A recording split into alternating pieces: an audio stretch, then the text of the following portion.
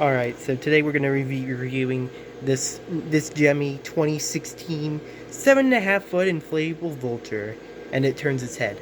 So this particular one is a pretty interesting inflatable. I believe this is Gemmy's first ever released Vulture by itself, which is really cool. This particular guy was sold at Home Depot in 2016. Now, unfortunately, this one sucked at Home Depot in 2016. A majority of them didn't sell until they were half off.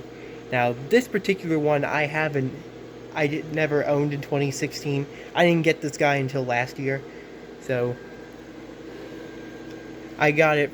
So, I actually got this from Josh last year, and he got it half off.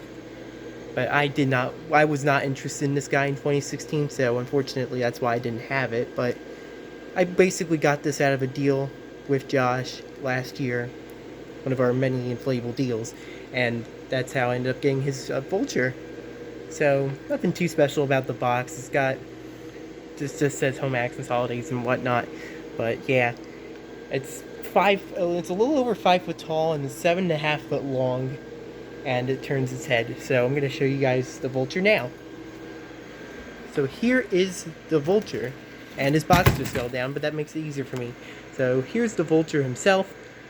Now this one has some use on it. He is a little faded.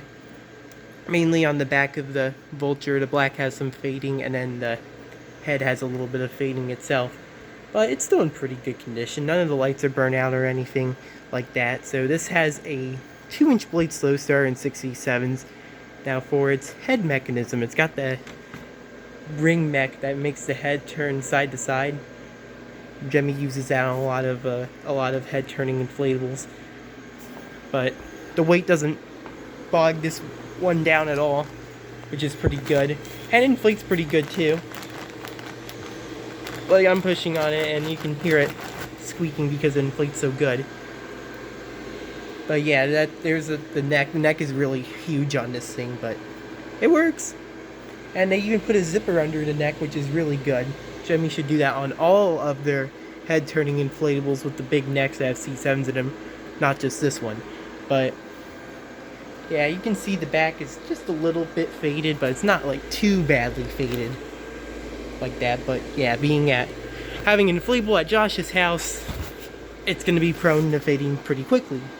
But yeah, it looks pretty good. It does have black fabric, so you can't see the black part as well, but it does light up pretty good with having the tan colored head, and it's got an orange beak, which is pretty cool. And this thing is pretty well weighted for looking like a top heavy inflatable. It's actually pretty well weighted.